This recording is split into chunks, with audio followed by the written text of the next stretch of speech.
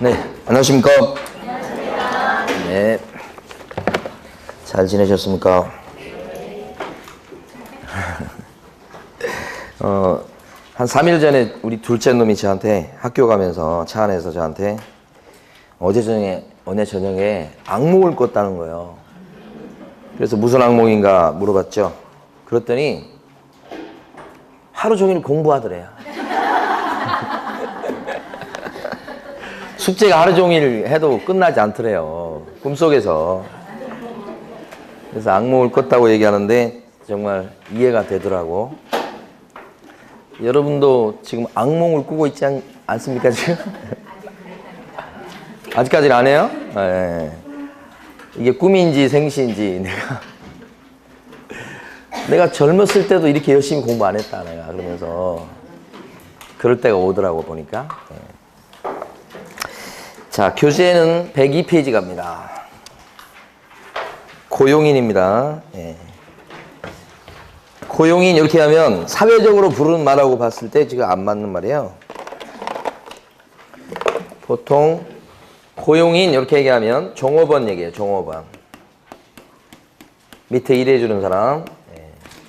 근데 시험 볼 때는 법의 표현에 따라서 나오니까 고용인이라고 나오니까요. 요 표현을 익혀주셔야 돼. 요 중에 보면 증을 갖고 일해주는 소속 공인중개사가 있고 증이 없이 일해주는 중개보조원이 있고 두 종류죠. 이렇게. 요 사람 고용해가지고 돈 벌고 있는 사람이 사장님인 개업 공인중개사 이렇게 되고요. 자, 요때 이제 요 종업원의 종류가 두 종류인데 가만히 보면 차이가 있는 게 이 소속 공인중개사는 중개 업무를 봐줄 수 있는 자격증 갖고 있는 사람이고 계약서 쓸 수 있다는 뜻이죠. 중개 업무를 봐주는 게. 그래서 날인할 의무가 있고 날인할 의무가 있다 보니까 도장을 또 등록할 의무가 있고 자, 이라는 의무가 있는데도 그걸 갖다가 안 지키면 뭐예요? 자격 정지 대상이 되고 이렇게. 반면에 보조원은 증이 없는 사람이죠. 그래서 중개 업무를 봐줄 수 없고 중개 업무를 못 보니까 자, 날인할 의무가 없게 됩니다. 날인할 의무가 없으니까 도장을 등록할 의무도 없고 잘못해도 증이 없으니까요. 자격정지 대상이 되지 않죠. 이래서 소공과 중개보조는 근본적으로 차이 나더라. 그러니까 사무실에 일하는 사람 중에 이렇게 두 부류가 있다. 예. 자, 근데 여기서는 지금 개업 공인중개사 관점에서 우리는 들여다보는 겁니다. 고용인 관점이 아니에요. 사장님 관점이에요. 자, 필요하다면 얼마든 밑에 있는 종업원을 얼마든지 몇 명이든지 둘 수 있다 하는 거예요. 쓸 수 있다. 대신에 잘못되면 어떻게 해야 되겠어요? 책임은 지시라. 이런 구조예요. 우리 법은 이 사람 입장에서 보는 겁니다. 근데 여기는 두는 데 있어서 안 둘 수도 있고요. 10명 줄 수도 있고요. 그렇습니다. 자, 근데 여기서 지켜야 될 것은 결격자 아닌 사람을 뽑아야 됩니다. 사장님은. 미성년자인 사람을 갖다가 고용을 했다. 그러면 사장님은 법을 위반하는 것이에요. 그러니까 첫 번째, 몇 명이라도 쓸 수는 있대 결격자 아닌 사람을 뽑았어야 된다. 두 번째는 고용신고를 하게 돼 있다. 관청에다가. 이 사람 쓴다고 신고하게 돼 있다. 사장님이. 고용신고. 이거 언제까지 하냐면 고용된 사람이 일을 시작하기 전까지. 그죠? 그러니까 첫 출근해가지고 빗자루를 들기 전까지 빨리 해라. 이거요. 업무 개시 전. 그러다 보니까 빨리 해야 되니까 이때는 뭐요? 전자문서로도 된다. 이렇게 됩니다. 재빨리 앉아서 해야 되니까 컴퓨터 앞에서. 자, 요것도 인정. 예? 고용신고. 근데 고용신고를 받은 등록관청은 확인해 볼 게 있다. 등록관청이 확인할 사항이 3가지다. 확인사항 3가지. 3가지를 갖다가 우리가 일단 기억하기 위해서 자결 교육이다. 이렇게 기억하면 무서워서 기억하겠죠. 자결 교육이다. 이게 뭐냐면 증이 있는지 없는지 확인해 보시라. 등록관청이요. 누구한테요? 시도지사한테. 자, 그 다음에 결격자인지 아닌지 확인해 보시라. 결격자. 자, 요거 신원조회를 통해서 확인하게 되죠. 또 확인할 게 뭐냐면 교육을 갖다가 수료했는지를 확인하셔야 된다. 그죠? 가만히 보면 소속 공인중개사가 될 적에 받는 교육이 무슨 교육이라고 하는 거죠? 실무교육이라고 하는 거고, 보조원 될 때 받는 교육은 직무교육. 이렇게 두 개가 다르죠. 그러니까 그런 교육을 소공일 때는 실무교육 받았는지, 보조원일 때는 직무교육 받았는지를 확인하시라. 이 세 가지를 확인해 줘야 된다. 다만 어떤 게 있냐면 여기서는 고용되는 사람이 외국 사람일 때는 외국 사람에 대해서 국내에 있는 등록관청이 신원조회가 불가능합니다. 그래서 외국 사람이다 그랬을 때는 스스로 결격자 아님을 증명하는 서류를 제출해야 되겠다. 누구일 때만 그래요? 외국 사람일 때. 신원조회가 안 되기 때문에 등록 신청했을 때도 신청자가 외국 사람일 때는 신원조회가 안 되기 때문에 결격자 아님을 증명하는 서류를 제출했어야 되죠? 여기도 그래요. 그래서 자결교육을 갖다가 확인하시라. 여기까지. 근데 고용만 하는 게 아니고 자르는 수가 있죠. 그랬을 때는 고용관계가 종료됐다고 또 신고하도록 돼 있다. 사장님이 신고하는 겁니다. 이건 종료신고. 스스로 관뒀을 때도 신고하도록 돼 있다. 그게 종료신고. 언제까지 하냐면 요거에 10일 이내 하게 돼 있다. 그래서 기억하실 때 종이 10명이다. 종이 10명이다. 꼭 기억하시고 종이 10명. 예. 자, 그 다음에 여기까지 일단 하면 그 다음에 책임지는 부분이 나오게 돼요. 예, 요거 가기 전까지 한번 정리해 보도록 합니다. 교재에서는 일단 어디가 중요하냐면 103페이지 보시게 되면 가로 3번에 반가로 2번이 있습니다. 여기서 고용 및 해고신고라고 돼 있는데 해고 옆에다가 종료신고다 이렇게 적어주시고 정식 용어는 종료신고입니다. 그때 동그라미 1번에 고용신고라고 돼 있고 거기는 자 셋째 줄에 보면 언제까지 고용신고하게 돼 있습니까? 업무 개시 전. 업무 개시 전. 그 다음에 동그라미 2번 고용관계 종료신고는 언제까지요? 10일 이내. 두 개가 바뀌지 않도록 하는 게 중요합니다. 그 다음에 동그라미 3번에서는 셋째 줄 보면 고용되는 사람이요. 거기 나와 있는 것처럼 외국 사람일 때는 제4조 제1항 제6호가 6호 과목에 해당하는 서류를 제출해야 된다. 거기에 뭐냐면 결격 사유에 해당되지 아니함을 증명하는 서류를 제출해야 되겠다. 요거죠, 요거. 동그라미 3번이 중요하죠, 그거. 자, 그 다음에 다음 페이지 가시면 박스 밑에 첫 줄 보면 전자문서로 고용신고 할 수 있죠? 그거 첫 줄. 그 다음에 동그라미 4번에 가면 등록관청의 확인사항이 3가지라고 그랬죠? 그래서 자결 교육을 확인하시라. 동그라미 4번에요. 기억번에 보시면 둘째 줄에 결격사유에 해당 여부. 그 옆에 교육 수료 여부를 확인해야 되겠다. 또 한 가지는 니은번에 있는 것처럼 특히 소공에 대해서 고용신고를 받은 등록관청이라면 자격증을 발급한 시 도의사한테 그 소속 공인중개사의 공인중개사 자격 확인을 요청해야 된다. 그래서 확인해 보시라. 이렇게 돼 있는 거죠. 네, 거기까지. 자, 그러면 이제 이번에는 뭘 볼 거냐면 책임지는 이 부분을 볼 텐데 칠판 보시면 책임지는 거에 대해서 근거 조문이 하나 있다. 그리고 어떤 책임을 질 것인지 그거 두 가지 내용을 보도록 하겠습니다. 이 조문은 근거 조문은 어떻게 생겼냐면 자, 고용인이 있을 때 고용인이 한 업무상 행위는 영업상 행위요. 그대로 고스란히 누가 한 걸로 보냐. 개업 공인중개사의 행위로 본다. 행위로 본다. 조문이 이런 조문이 있어요. 행위로 본다. 이것 때문에요. 우리 지금 네모 2번, 104페이지 네모 2번에 가로 1번의 첫 줄이잖아요. 밑줄을 그어놓으셨죠? 행위로 본다. 그러니까 이것은 잘못은 고용인이 했어요. 근데 개업 공인중개사는 직접적으로 잘못한 건 아니에요. 그렇지만 한 걸로 친다고 해요. 근데 모든 행위를 다 개공이 한 걸로 봐서 개공한테 책임을 묻는 게 아니고 어떤 행위만 책임지게 되어 있습니까? 업무상 행위. 요거 중요하죠. 그러니까 업무상 행위면 개공이 한 걸로 치기 때문에 책임지는 거. 업무상 행위가 아니면요. 책임 안 지고요. 근데 업무상 행위에 대해서 요게 굉장히 이제 실제 실무에서는 중요한데 업무상 행위에 들어가느냐 했을 때 이걸 알선 업무, 알선, 소개 업무도 업무상 행위에 들어가지만 이 알선 업무와 밀접한 관련이 있는 행위도 다 들어간다. 이렇게. 그러니까 영업상 행위를, 업무상 행위를 넓게 인정을 합니다.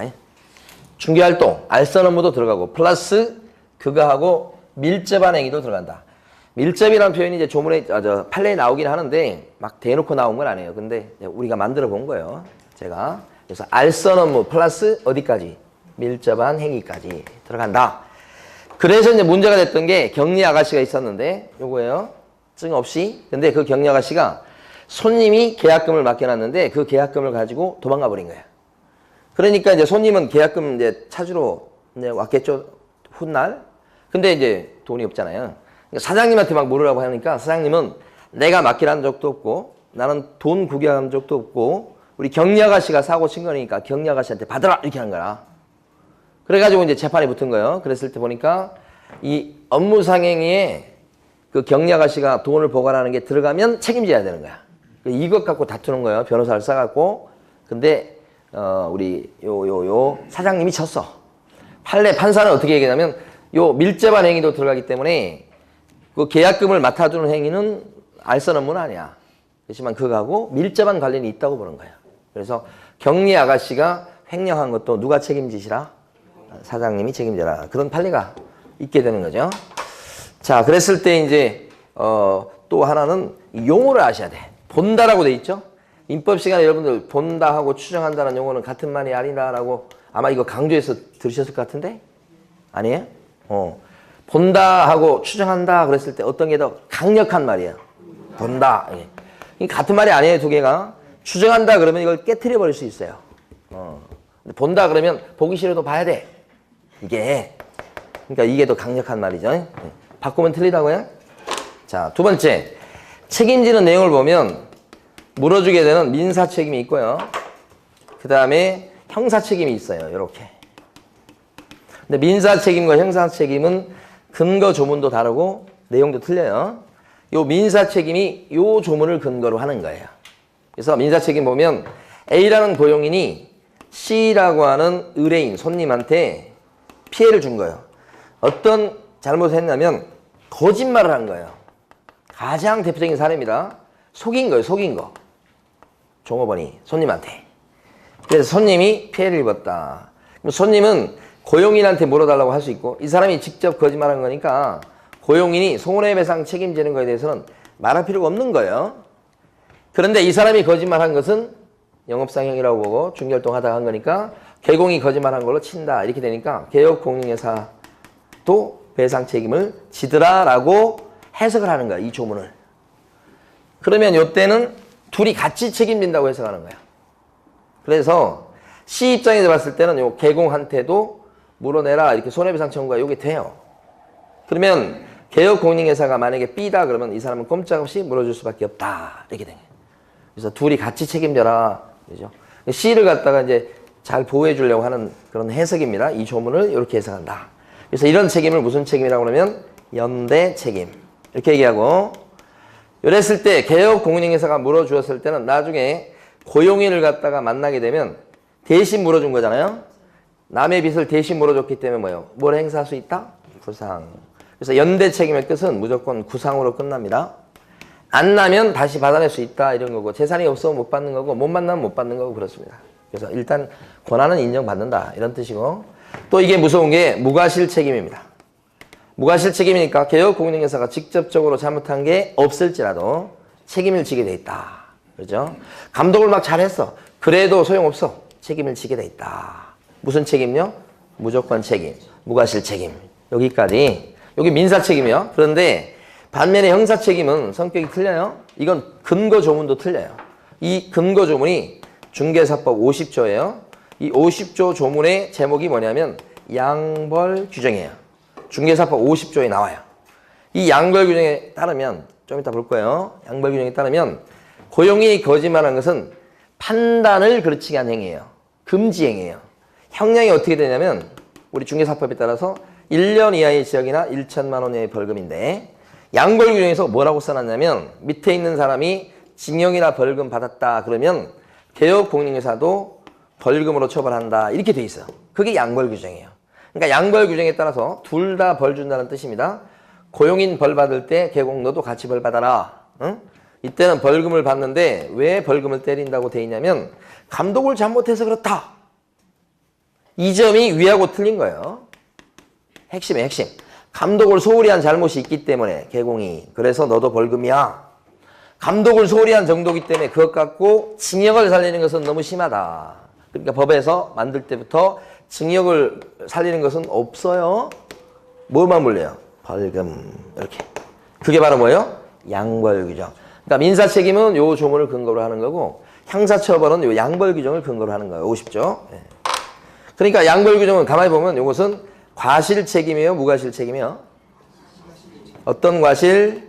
감독을 소홀히 한 과실. 그래서 위에 손해배상 책임은 무슨 책임이고? 무과실 책임. 형사처벌은 뭐예요? 과실. 형사처벌 중에서 무과실 책임지는 건 없어요. 하나도 없어요. 고의로 일부러 그랬든지 아니면 실수로라도 잘못이 있어야 돼. 그게 형사처벌이에요. 자, 그러면 여기서 이제 세 가지 중에서 요거 꼭 기억하시고 두 번째는 뭐냐면 양벌 규정에 따라서 벌금 물었다 이렇게 되면 이게 중개사법 조문이야. 그리고 액수가 혹시 300만 원 이상 되고 벌금 물었다 그러면 우리 지난주에 공부했던 중개사법 위반 300만 원 이상 벌금 중삼벌이 들어가요. 이렇게 되면 원래는 결격자가 되고 그것 때문에 개설 등록을 취소 당하는 게 원래 정상이야. 우리 지난주에 공부했죠? 중삼벌에 들어가면 결격자가 되고 개공이 결격자니까 등록 취소 당한다 이렇게 되는데 우리 판례는 다르게 해석합니다. 지금 밑에 있는 사람을 감독을 잘못해가지고 벌금 받는다. 그 벌금까지는 수긍이 돼. 감독을 잘못했다고 그러니까 벌금을 물었는데 그 벌금 받은 것 때문에 결격자가 되느냐 그랬을 때 너무 심하다 이겁니다. 결격자로 삼고 등록 잘라버리면 그래서 판례는 벌금까지 물리는 것은 참겠는데 결격자로 되는 것은 인정할 수 없다. 그래서 등록 취소 당하지도 않는다. 그래서 꼭 아실 게 뭐냐면 두 번째 내용이 뭐냐면 양벌규정 얘기가 나오면 50조 얘기가 나오면 양벌규정 얘기가 나오면 무조건 결격자가 아닙니다. 판례. 그래서 등록 취소 당하지도 않습니다. 최근 기출문제 이게 한 3번 나온 거예요. 이게 아직 안 나왔어요. 그래서 개업공인중개사가 양벌규정에 해당돼서 벌금을 선고받았을 때는 등록 취소된다 그러면 맞아요? 틀려요? 예상 문제. 예? 마지막은 만약에 개업공인중개사가 고용인에 대해서 감독을 할 만큼 했다면 그럴 때는 개업공인중개사가 감독을 소홀히 한 과실이 없게 되죠. 그럴 적에는 벌금을 물리면 돼요? 안 돼요? 안 되겠다. 그 점에서 무과실 책임인 손해배상 책임과 구별되죠. 제일 중요한 것은 요겁니다. 이거.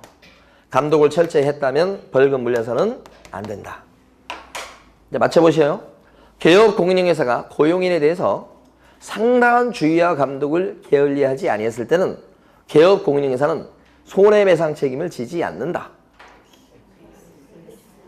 X죠. 손해배상 책임은 감독을 잘했어도 질 수밖에 없는 무과실 책임이죠. 얘하고 얘를 혼동하시면 안 된다고. 그게 지금 여기 설명드린 내용 중에서 가장 중요한 거라고. 두 개를 바꿔서 낼 거야. 그걸 혼동하면 이 사례를 못 풀 수 있어요. 다른 답을 구할 수 있다고. 그게 제일 중요한 거. 자, 교재를 정리해보면 105페이지 가로 3번에 책임의 범위 이렇게 돼 있고 반가로 1번이 뭐냐면 손해배상 책임이야. 손해배상 책임이라고 돼 있는데 첫째 줄하고 둘째 줄까지 보면 고용인의 고의과실로 인해서 당사자에게 재산상 손해를 발생하게 할 때는 개업공인중개사는 고용인과 연대해서 손해배상해 줄 책임이 있다. 이게 무슨 책임이라고요? 연대 책임이다. 이렇게. 그 다음에 거기서부터요. 가면서 보세요. 동그라미 1번에 하나, 둘, 셋, 넷, 다 여섯째 줄 보십니다. 자, 그러면서 무과실 책임을 말한다라고 돼 있고 두 번째는 이 경우 개업공인중개사의 책임은 무과실 책임이니까 고용인의 업무상 고의나 과실에 따른 행위에 대해서 개업공인중개사는 고용인에 대해서 관리 감독이나 고의 과실이 없음을 입증하더라도 손해배상 책임을 면하지 못한다. 여기 무슨 책임요? 무과실 책임. 근데 형사 책임에서는 감독을 철저히 했다는 게 입증이 되면 그때는 벌금 못 때리는 겁니다. 여기하고 다른 거예요. 자, 그 다음에 넘어가셔가지고요. 우리 교재 106페이지 위에 박스가 있고 박스 중에서 보시면 2번에요. 동그라미 1번에 있죠. 동그라미 1번 그 두 줄 밑줄 그어 보시면 소속 공인인증사 또는 중개보존의 업무상 행위는 그를 고용한 개업 공인인증사 행위로 본다라고 해서 소속 공인인증사나 보존의 책임이 면제되는 것은 아니다. 요게 무슨 책임이라고 아까 했었죠? 연대 책임이라. 그죠?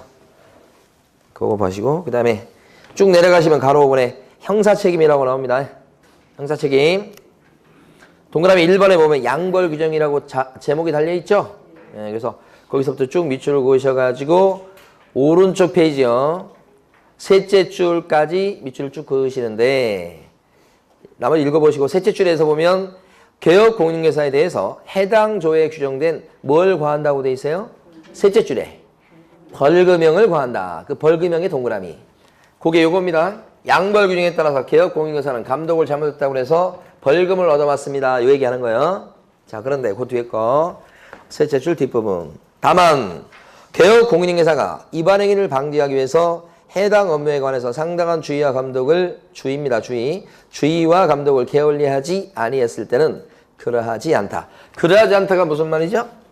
벌금으로 처벌받지 않는다. 요 얘기입니다. 요 중요하다고 그랬죠. 자, 그 다음에 반가로 2번 갑니다. 반가로 2번에서는요. 셋째 줄부터 끝줄까지 보시고 밑줄 그으시고 이 법을 위반해서 300만 원 이상 벌금을 선고받고 3년이 경과되지 아니한 자는 결격자입니다. 여기에 50조 양벌 규정으로 벌금을 선고받은 경우는 포함되지 않는다. 따라서 양벌 규정에 따라 벌금을 선고받았다고 해서 그 개업공인중개사의 등록이 취소되지도 않는다. 자, 결론. 양자만 나와도 결격자예요, 아니에요? 아니고 등록 취소 당하지도 않습니다. 됐습니다. 우리 지난주에 공부할 때 뭐가 있었냐면 결격사에 무조건 안 들어가는 거 있었죠. 피특정 후견인 그러면 무조건 결격자 아니었죠. 회생 그러면 무조건 결격자 아니었죠.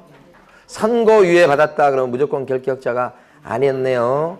과태료 물었다. 과태료 나오면 무조건 결격자가 아니고 시험 부정행위자도 무조건 결격자가 아니고 일반 사면도 무조건 결격자가 아니고 양벌 규정도 무조건 결격자가 아니고 그런 것들 기억을 해 두실 필요가 있겠어요.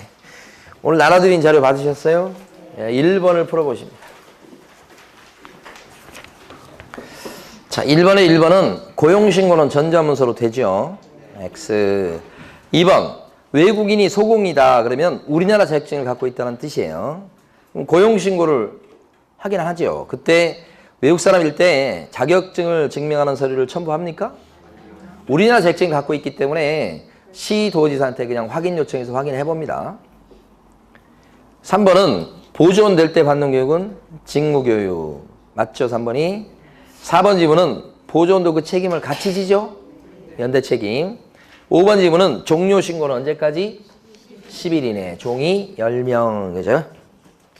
자, 이번에는 도장 얘기를 해봅니다. 115페이지 가십니다.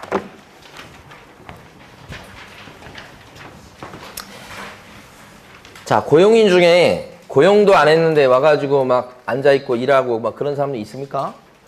정식으로 고용도 안 했는데? 그런 사람 있을까요? 고용도 안 했는데 자기가 사장인 것처럼 와가지고 앉아있고 막 그런 사람 있을 것 같아요? 없을 것 같아요? 있을 것 같죠? 누구예요? 아내예요, 아내.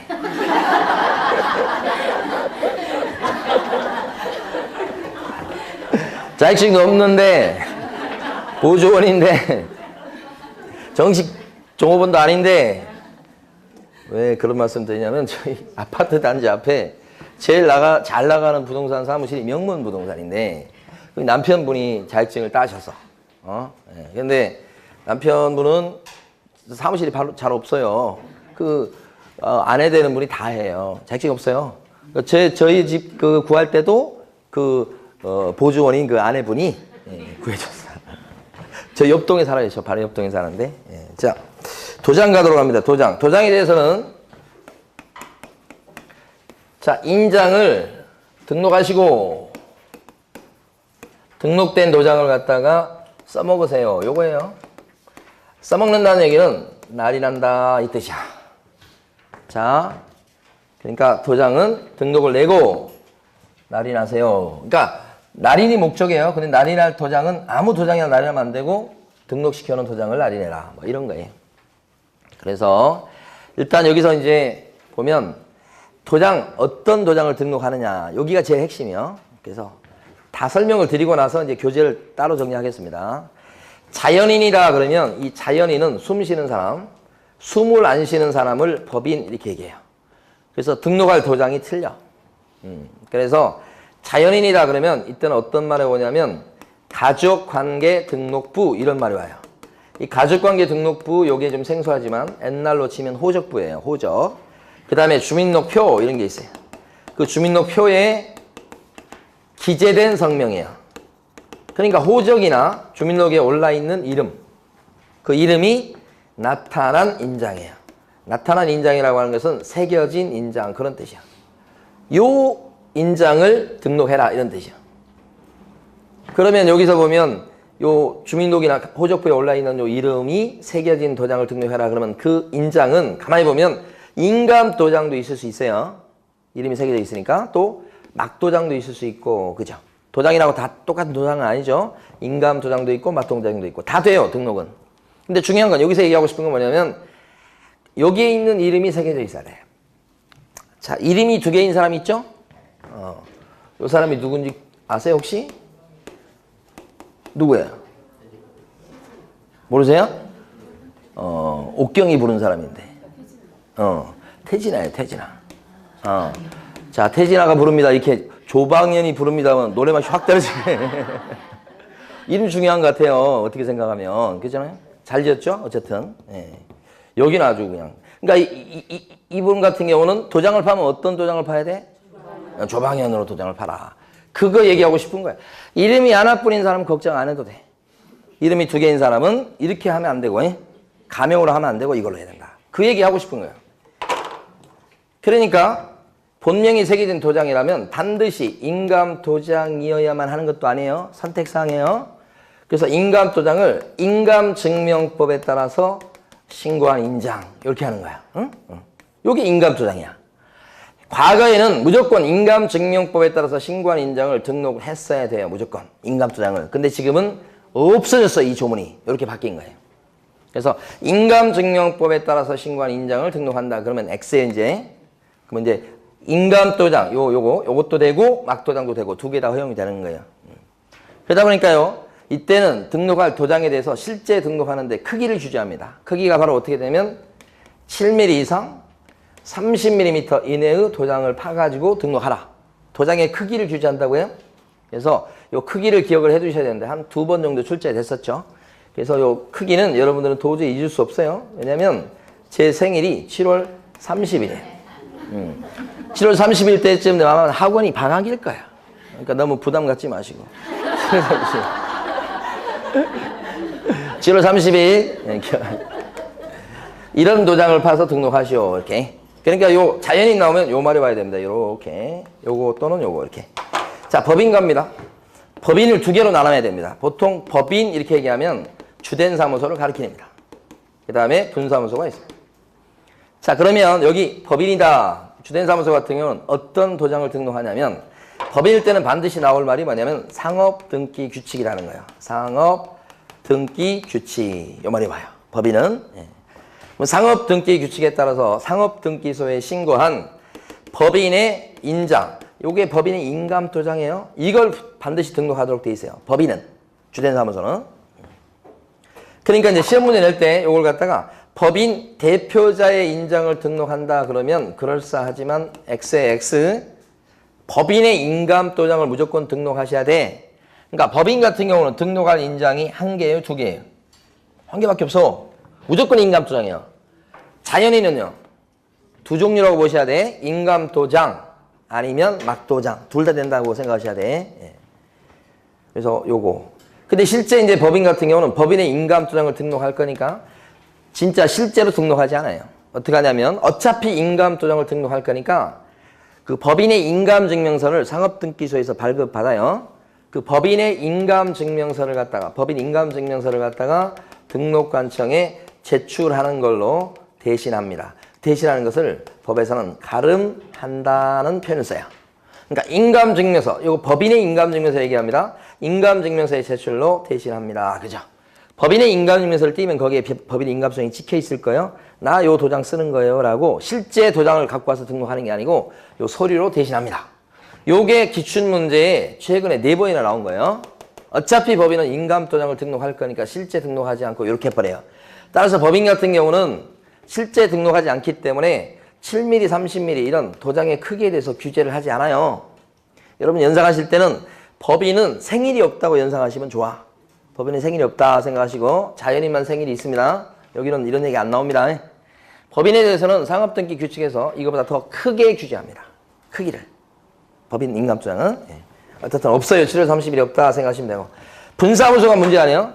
분사무소는 원래 법인에 속하는 거예요. 그렇죠? 그러니까 분사무소 같은 경우는 등록할 수 있는 인장이 원래는 법인의 인장을 등록하고 써야 되는 거예요. 원래는 인감도장. 분사무소가 법인에 속하니까. 그러니까 원래 이거지. 이렇게. 근데 이게 인감증이 하나밖에 없을 텐데 여기도 그거 쓰고 주된 사무소도 아니면 분사무소 이거 쓰고 같이 쓴다 그러면 불편하잖아요. 그래서 하나를 더 인정했어요. 등록하고 쓸 수 있는 것을. 그게 뭐냐면 대표자가 법인 대표자가 뭐 한 거예요? 보증하는 인장. 요걸 등록할 수 있도록 하나를 더 인정했죠. 그러니까 분사무소다 그랬을 때는 이걸 등록하고 쓰든지 좀 불편하더라도 아니면 좀 편하게 쓰려면 이거 안 하고 대표자가 뭐 한 거? 보증하는 일종의 사용인감을 등록하고 쓰든지 이렇게. 이때도 조심할 게 대표자의 인장을 등록한다 그러면 안 돼요. 대표자 인장이 아니고 뭐야? 대표자가 보증하는 인장이야. 근데 이게 선택사항이죠. 그러니까 분사무소는 이걸 등록하고 쓰든지 이걸 등록하고 쓰든지 알아서 하는 거예요. 분사무소라고 그랬을 때 반드시 대표자가 보증하는 인장을 등록해야만 하는 것은 아니 이것도 있으니까 이걸 등록할 수도 있고 이걸 등록할 수도 있고 선택사항이다. 이게 중요하죠.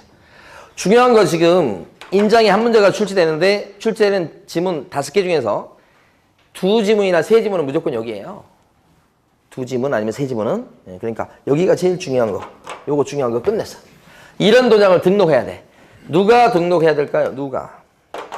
인장을 등록할 사람은 누구냐? 그러면 등록은 날인할 사람이에요. 날인할 사람. 그러니까 개공이랑 또 누구요?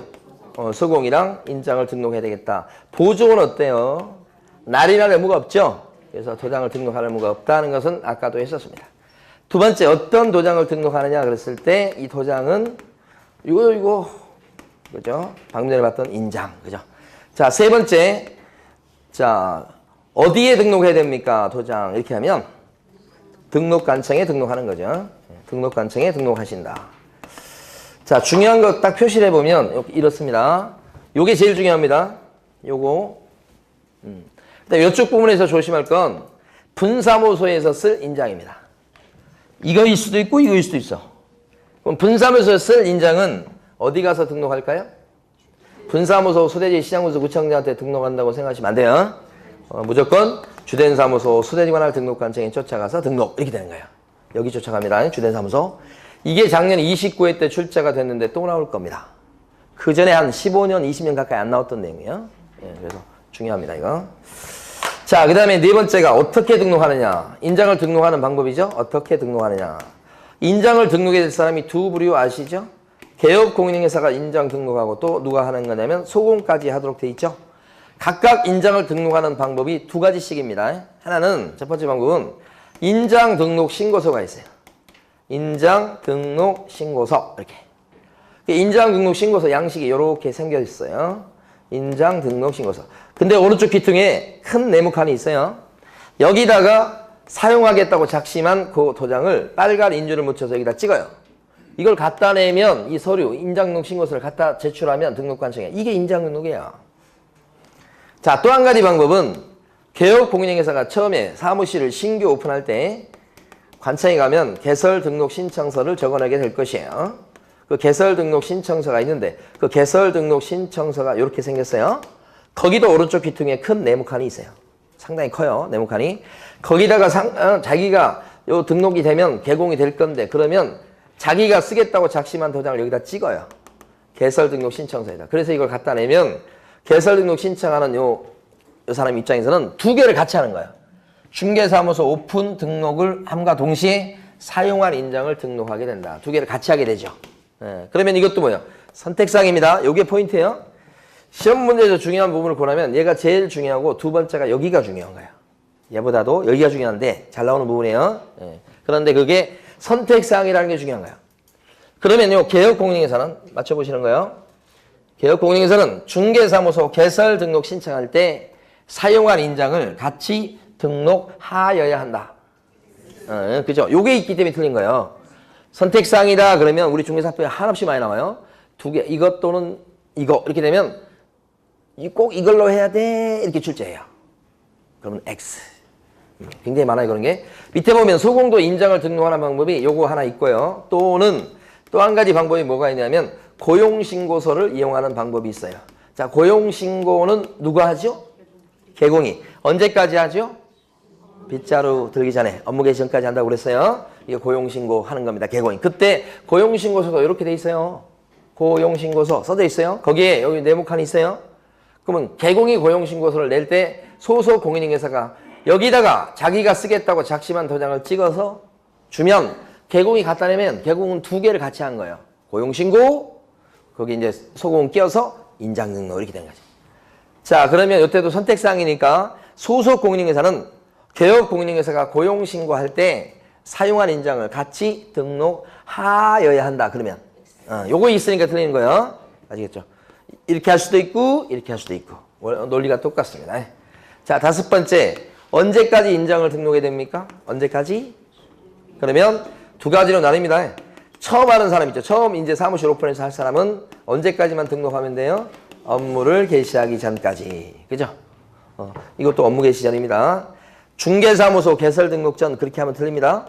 등록증을 교부받기 전 그러면 틀립니다. 이것도. 자, 그 다음에 기존에 이미 중개업소를 등록했고 그래서 사용할 인장을 등록해 놓은 사람이에요. 그런데 이제 중개업을 하다 보니까 지금 뭐예요? 거의 망해가는 지경이요. 그러면 어디를 쫓아가야 되겠어?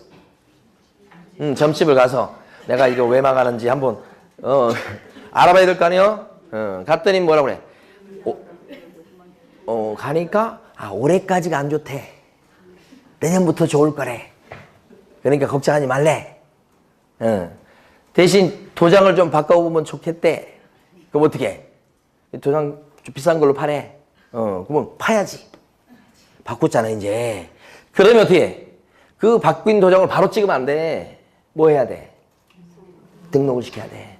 이때 변경 등록은 사용할 도장을 바꿨을 때 변경 등록은 며칠 이내 하시라? 요거 시험에 잘 나오죠? 7일 내 변경 등록 해놓고 그걸 찍으라. 이렇게 된 거지. 자, 그러면 등록 끝냈어요, 이제. 그 다음에 써먹으면 돼. 어디다 날인할까요? 어디다 날인해라? 계약서라든지 확인설명서라든지 하여간 보이는 곳에 다 날인하면 돼. 이렇게. 날인할 때 개업 공인중개사가 A다 그러면 A 서명하고 여기다가 A의 이름 도장 찍고 이렇게 하면 돼. 소공일 때도 마찬가지 서명하고 도장 찍고 이런 식으로 하면 돼. 그런데 만약에 개업 공인중개사가 등록된 도장이 하얀 도장인데 이거 안 찍고 등록 안 된 노란 도장을 찍었다 이런 거예요. 만약에 B 소공도 등록된 도장이 하얀 도장인데 아니 등록 안 된 노란 도장을 찍었다 이러면 법을 어긴 거야. 그래서 개업 공인중개사는 이럴 때 받는 제재가 과태료가 아니고 뭐고요? 영업정지. 소공이 받는 제재는 자격정지. 정지 처분을 받겠죠? 이렇게 등록 안 된 도장을 찍어놓으면 법 위반이요. 제재 받아요. 그렇지만 등록 안 된 도장을 찍어놨다고 해서 이 계약 자체가 무효가 되거나 서류가 무효로 돼버리거나 그러지는 않죠. 네? 여기까지. 요때 인장 등록할 때 전자문서로 할 수 있을 것 같아요? 없을 것 같아요? 있습니다. 자, 문제에서 전자문서로 할 수 있다, 없다 이렇게 나오면 뭐예요? 99.9%가 있다고 생각하셔야 돼요. 지금 세상이 어떤 세상인데, 그죠? 전자문서로 할 수 있다. 자, 교재 정리하면 115페이지에서요. 네모 2번에 가로 1번 보면 인장 등록 등의 의무자 이렇게 되어 있습니다. 첫 줄에 보면 인장 등록 의무는 개공하고 누구요? 소공. 자, 가로 2번에 반가로 1번. 언제까지 인장을 등록합니까? 업무 개시 전까지. 그죠? 근데 파란 박스 보시면 인장을 등록하는 방법과 관련해서 자, 거기 보면 1번, 2번이 있죠. 개업 공인중개사는 중개사무소 개설 등록 신청할 때 사용한 인장을 같이 등록할 수 있죠? 또 한 가지 방법, 소공일 때는 2번 고용신고할 때 사용한 인장을 소공이 개공이 고용신고할 때 같이 등록할 수도 있고 그렇죠? 1번, 2번 있고요. 반가로 2번 변경 등록은 자 며칠 이내 변경 등록하시라? 7일 이내. 자 다음 페이지 넘어가시고 가로 3번의 내용이 핵심이죠. 핵심. 어떤 도장을 등록하는가가 가로 3번에 잔뜩 나와 있어요. 자 반가로 1번 법인 개공이다 그랬을 때는 반드시 상업등기 규칙이란 말이 와야 됩니다. 첫 줄에 있듯이. 그러면서 뭐라고 나와야 돼요? 법인의 인장을 등록한다. 이렇게 나와야 돼. 그죠? 그러면서 이제 둘째 줄을 보면 분사무소는 등록할 수 있는 인장이 두 가지죠. 법인의 인장 아니면 대표자가 보증하는 인장. 그래서 둘째 줄을 보면 분사무소에서 사용할 인장의 경우에는 상업등기 규칙에 따라서 법인 대표자가 보증하는 인장을 등록할 수 있다. 그죠? 여기는 안 나오지만 법인의 인장도 등록할 수 있는 겁니다. 그거 주의하셔야 되고. 근데 이제 법인 같은 경우는 동그라미 2번. 요게 4번 나왔던 거라고요. 실제 등록하지 않고 어떡합니까? 인감증명서를 떼서 제출하는 걸로 가름한다. 이거 4번 나온 거. 반가로 2번에 보면 법인이 아닌 개공이나 소공은 칠판에 봤을 때는 숨을 쉬는 자연인 얘기합니다. 자연인 나오면 자 둘째 줄에 나와 있는 것처럼 가족관계 등록부 자 셋째 줄 앞부분에 나와 있는 것처럼 주민등록표 요 말이 와야 됩니다. 지금 반가로 2번에 동그라미 1번에요. 둘째 줄, 셋째 줄. 그래서 넷째 줄을 보면 7월 30일 생일 나오죠? 자연인이어서 그렇습니다. 이렇게. 그 다음에 동그라미 2번의 넷째 줄을 보시면 동그라미 2번 등록 방법 중에 넷째 줄 뭐가 나오냐면 전자문서로도 등록관청에 등록할 수 있다. 이렇게 되고요. 됐습니다. 됐고 나눠드린 문제 중에 2번 풀어보십니다. 자 2번의 기억번은 등록할 때 개설 등록 신청과 같이 해버릴 수 있습니다. 인장 등록을. 그 다음에 니은번은 법인이니까요. 인감증명서의 제출을 어떻게 한다고요? 가름한다. 니은번도 맞죠? 디귿번은 분사무소에서 쓸 인장은 어디 가서 등록하고요? 주된 사무소, 소재지 등록관청에 가서 해야 되니까 디귿번 틀렸죠? 리을번은 7월 30일이라니까요. 틀렸죠? 그래서 맞는 것은 기억, 니은. 자, 휴표를 볼 텐데 교재는 119페이지로 나와 있는데 제가 지금부터 칠판에 써서 교재는 보지 않겠습니다. 이제 요거 부분은 시간이 없어서 휴표에 대해서 설명을 드리고 빨리 쉬겠습니다. 자, 여러분 칠판 보시면서 답을 하시면 돼요. 휴업은 쉬는 거고요. 당연히. 폐업은 문 닫는 거. 자, 둘 중에서 간판을 지체 없이 철거해야 될 경우는 어떤 경우예요? 폐업일 때 지체 없이 철거. 휴폐업은 누가 하는 겁니까? 개공이 하는 거고. 만약에 광명시에 법인의 분사무소가 있다 그러면 그 분사무소만 폐업할 수 있습니까? 가능합니다. 분사무소는 개공이 아닌데도 별도로 폐업할 수 있도록 합니다. 휴업할 수 있습니까? 분사무소만? 됩니다. 이렇게 된 거야. 자, 휴업에 대해서 두 가지 규제를 합니다. 그게 뭐냐면 3개월을 초과해가지고 길게 휴업을 하려는 사람은 등록관청에 등록증을 떼가서 신고하시라 이런 거죠. 이게 첫 번째 내용이요. 두 번째는 원래 휴업이라고 하는 것은 6개월을 초과해서 못하는 것이 원칙이다. 여기 원칙이다. 그래서 휴업에 대한 규제는 이렇게 두 가지예요. 자, 그러면 여기서 중요한 거 3개월 초과라고 돼 있으니까 3달 쉬는 사람은 신고 의무가 있어요? 없어요? 정확히 3달 쉬는 사람 신고 의무가 없습니다. 초과라고 돼 있으니까요 3달까지는 신고 의무가 없는 겁니다. 넘어가야 됩니다. 그러니까 문제 나올 때 3개월 이상 휴업하고자 하는 사람은 신고하시오 이렇게 하면 맞을까요? XX 3개월 이상 그러면 3달 포함이 돼버려요. 구별할 줄 아시죠? 눈빛은 다 아는 것 같진 않은데 지금 3개월 이상하고 초과하는 말은 같은 말이 아니라고 옛날 조문이 이렇게 있다가 이렇게 바꾼 거예요 지금. 좀 몇 년 됐죠. 3개월 이상 그러면 3개월이 들어가니까 이하고 같은 말이 아니에요. 그러니까 3개월 쉬는 건 결론적으로 뭐예요? 신고 의무가 없다. 답을 한번 해보세요. 3개월 이하 휴업을 하고자 하는 사람은 등록관청에 신고할 의무가 없다. 맞는 얘기예요. 이거의 반대말이죠. 이하 신고 의무가 없다. 그걸 딱딱 OX 할 수 있어야 돼.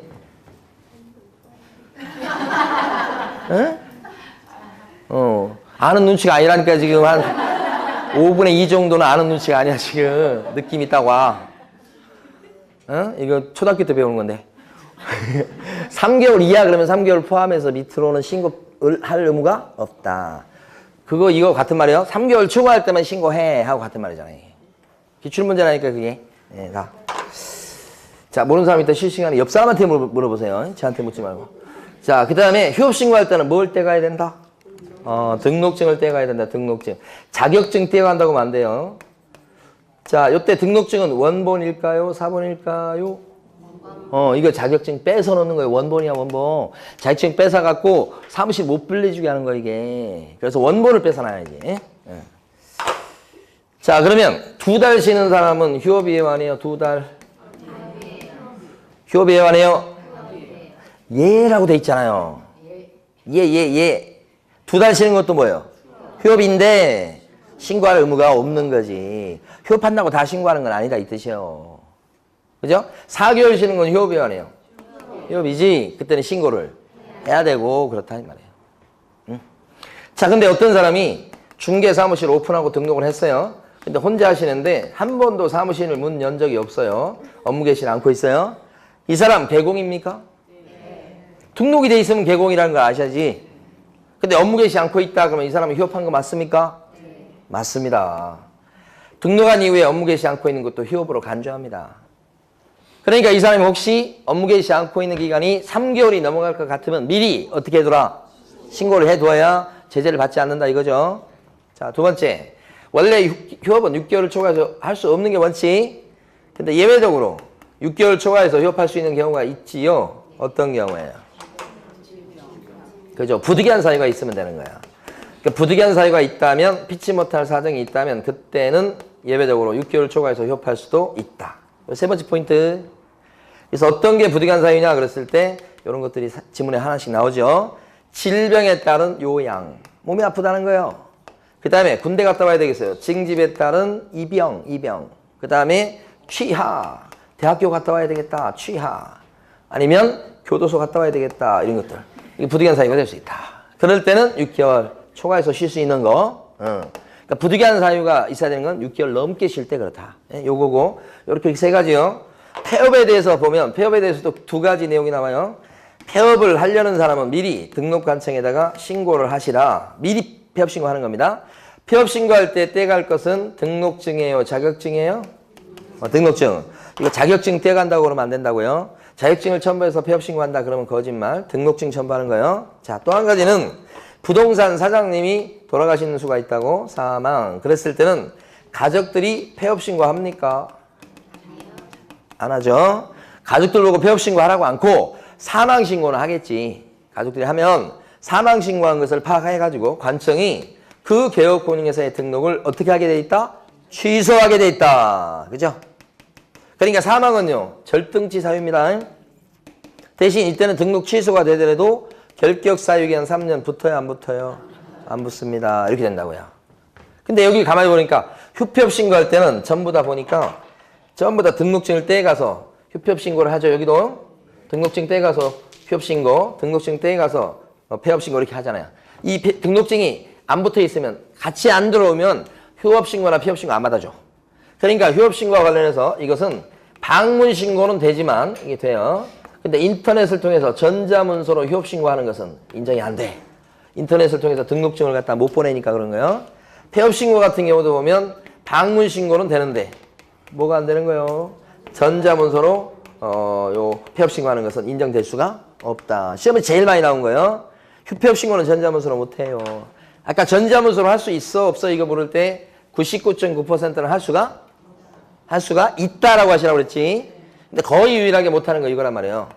그래서 꼭 기억을 해두시고 잘 나오는 거예요. 자, 근데 휴업 신고했던 사람인데 이 사람이 다시 영업을 시작하려고 하면 그때 미리 하는 게 재개신고.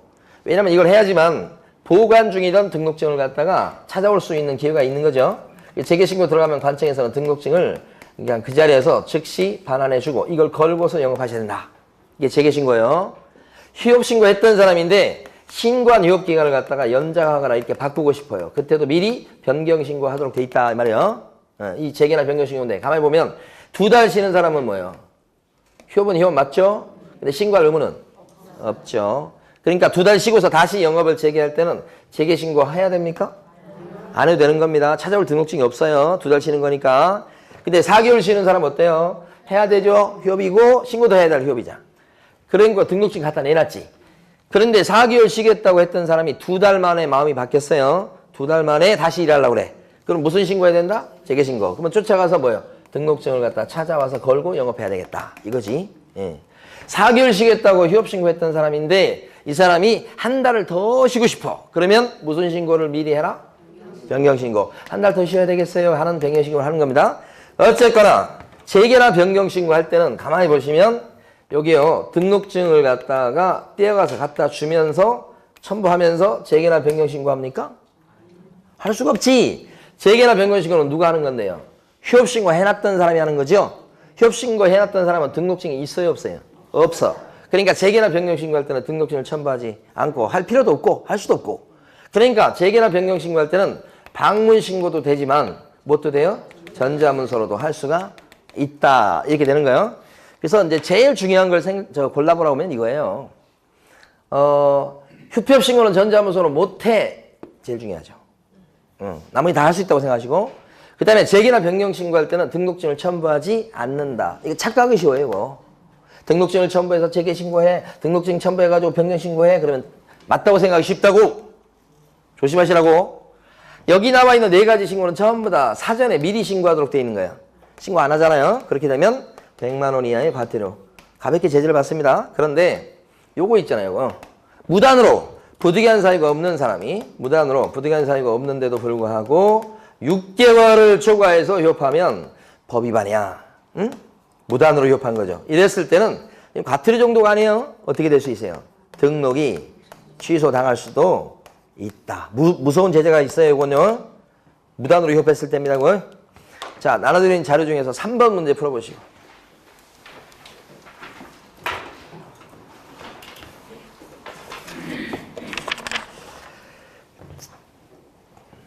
자, 기억번. 등록한 이후에 업무 개시 않고 있는 것도 휴업입니다.